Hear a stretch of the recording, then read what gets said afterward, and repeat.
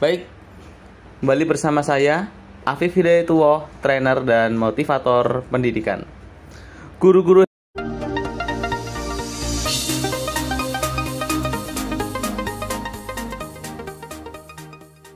hebat yang luar biasa, guru-guru yang semangat karena Allah di hari ini. Hari ini akan saya kupas lagi tentang bagaimana menciptakan suasana rumah yang menghipnotis. Guru-guru hebat yang luar biasa. Di era new normal ini tentu kita belajar di rumah. Tentu anak kita juga belajar dari rumah. Maka dari itu, sebagai orang tua dan juga sebagai guru, kita harus mampu menciptakan suasana rumah yang menghipnotis.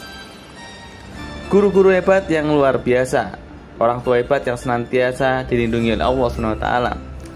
Ada 4 langkah yang menciptakan sinergi kuat agar rumah kita menjadi rumah yang menghipnotis. Yang pertama adalah menciptakan sinergi yang positif. Guru-guru hebat yang luar biasa, ketika kita mampu menciptakan sinergi yang positif, maka apa hasilnya? Ayah, ibu, anak akan kompak. Ayah tahu tujuan anak, ibu tahu tujuan anak, dan anak tahu maksud dari orang tua. Itulah sinergi yang positif. Sukses sendiri itu biasa, sukses bersama-sama itu luar biasa. Itulah kekuatan rumah yang kuat, sehingga rumah ini ibaratnya menjadi jalan menuju kesuksesan. Yang kedua adalah kenali tentang motivasi belajar anak.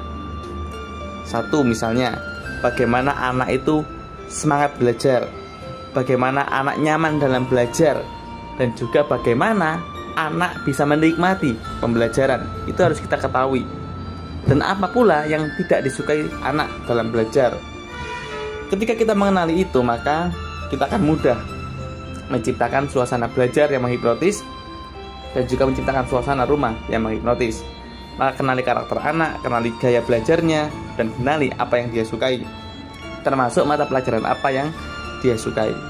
Yang ketiga adalah kita harus mampu menciptakan perasaan positif dan juga pikiran yang positif. Berprasangka positif kepada anak, meyakini bahwasanya anak itu punya kemampuan, membentuk mental proses sehingga anak punya semangat belajar, bukan sekedar mencari nilai, tapi apa? Tapi suka dengan proses atau bangga dengan proses. Anak yang bangga dengan proses, dia akan tak pernah menyerah. Orang yang menyerah tidak akan pernah menang. Dan sebagai guru yang hebat atau sebagai orang tua yang hebat harus mampu membuat perasaan anak menjadi positif dan pikirannya positif. Maka kuatkan inna ma'al usri yusra wa inna ma'al usri yusra.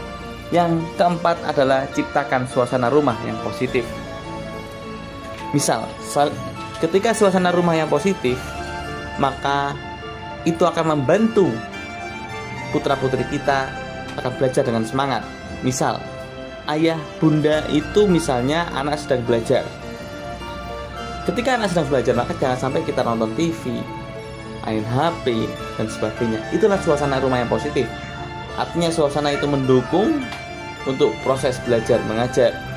Dan juga bagaimana anak punya kekuatan tadi, sinergi yang awal tadi saya bahas, dan juga punya kekuatan kenyamanan dalam belajar.